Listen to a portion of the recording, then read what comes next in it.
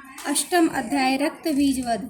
मैं अणिमा आदि सिद्धमयी किरणों से आवृत भवानी का ध्यान करता हूँ। उनके शरीर का रंग लाल है, नेत्रों में करुणा लहरा रही है तथा हाथों में पाश, अंकुश, बाण और धनुष शोभा पाते हैं। ऋषि कहते हैं चंड और मुंड नामक दैत्यों के मारे जाने तथा बहुत सी सेना का संहार हो जाने पर दैत्यों के राजा प्रतापी शुंभ के मन में बड़ा क्रोध हुआ और उसने दैत्यों की संपूर्ण सेना को युद्ध के लिए कूच करने की आज्ञा दी। वह बोला, आज अधा युद्ध के नाम के 86 दैत्य सेनापति अपनी सेनाओं के साथ युद्ध के लिए प्रस्थान करे। कंबू नाम वाले दैत्यों के 84 सेना नायक अपनी वाहिनी से घिरे हुए यात्रा करे। 50 कोटि वीर कुल के और 100 धूम्र कुल के असुर सेनापति मेरी आज्ञा से सेना सहित कूच करे।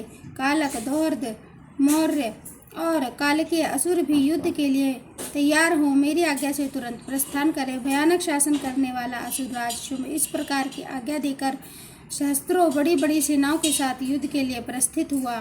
उसकी अत्यंत भयंकर सेना आती देख चंडिका ने अपने धनुष की टंकार से पृथ्वी और आकाश के बीच भाग गुंजा दिया। राजन, तदनंतर देवी के सिंह ने भी बड़े जोर जोर से दहाड़ना आरंभ कर दिया। फिर अंबिका ने घंटे के शब्द से उस ध्वनि को और भी बढ़ा दिया। धनुष की टंकार, सिंह की दहाड़ और घंटे की ध्वनि से संपूर्ण दिशाएं गूंज उठी। उस भयंकर शब्द ने से काली ने अपने विकराल मुख और भी बढ़ा लिया तथा इस प्रकार वे विजयिनी हुई। उस तुमुलनाद को सुनकर दैत्यों की सेनाओं ने चारों ओर से आकर चंडिका देवी, सिंह तथा काली को क्रोधपूर्वक घेर लिया।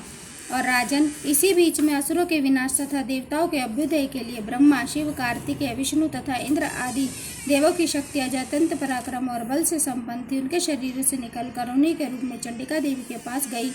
और जिस देवता का जैसा रूप था, जैसी वेशभूषा और जैसा वाहन, ठीक वैसे ही साधनों से संपन्न हो उसकी शक्ति असुरों से युद्ध करने के लिए आई। सबसे पहले हंसयुक्त विमान पर बैठी हुई अक्ष, सूत्र और कमंडल से सुशोभित ब्रह्मा जी की शक्ति उपस्थित हुई, जिसे ब्रह्माणी कहते हैं। महादेव जी की शक्ति वृक्ष पर आरूढ़ होकर हाथों में त्रिशूल धारण किए, महानाग का कंकण पहने, मस्तक में चंद्र रेखा से विभूषित हो वहां आ पहुंची। कार्तिकेय जी की शक्ति रूपा जगदम्बिका उन्हीं का रूप धारण किए श्रेष्ठ मयूर पर आरूढ़ हो हाथ में शक्ति ले दैत्यों से युद्ध करने के लिए आई।